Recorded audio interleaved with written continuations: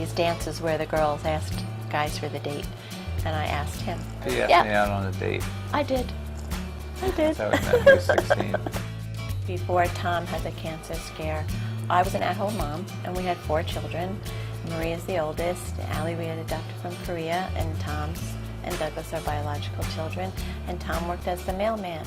It went on for a few months. They didn't know. They thought maybe it was fine, and then finally the doctor sent him to Stony Brook to a specialist. I always am pretty optimistic, so Yes. I was like, it's probably nothing. It's probably nothing. You know, I'll be fine. In the back of my mind, I'm thinking, oh my God, I hope it's not testicular cancer. You know, I hope it's nothing. And thank God it turned out to be nothing. That began a whole other chapter for us of being really grateful and really trying to figure out what we wanted to do with the rest of this gift of time. It was adopt one more. One more. Nicholas was born with Down syndrome, and he also has autism. Bringing him home in the beginning was scary, right? Mm-hmm. I mean, it was really stepping into a world we didn't know anything about. And you know, we started from there. We've adopted 12 children with special needs. We didn't want to bring anyone home who was known to be terminally ill. Our little Bonnie is 4, and she has a terminal lung condition. Here we are doing the one thing I never wanted to do or thought I could do.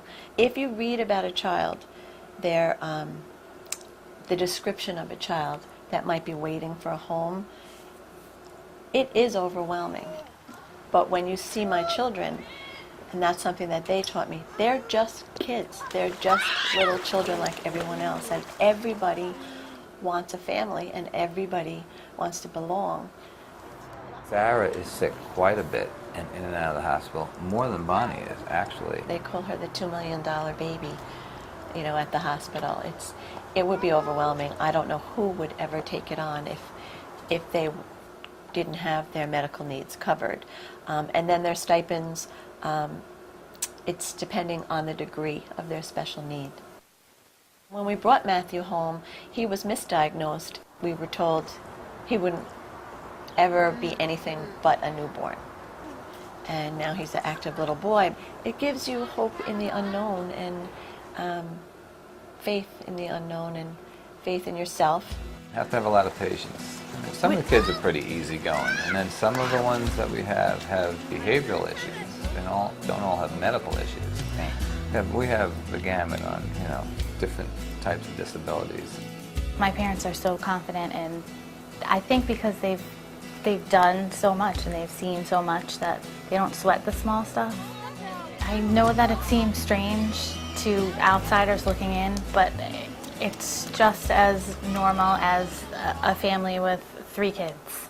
There are rules, there are bedtimes. It's not really different for us. This is the way our life has always been. As I'm raising my own children, I'm always calling my mom. My mom will say, just trust your own self. A mother knows best. And to listen to your own mother's intuition. So I've definitely learned that from her. In our home, everyone is a little unique. So home is where you're not different, where you're not unique. It's just home. I just feel lucky because I love my life and I love what I did with my life. I'm going to be able to look back, no matter how long or short my life is, and be really happy with what I did. So for me, that makes me a really fortunate human being. We're hoping that we show our other kids that there's a need for this in the world, and this is what you need to do.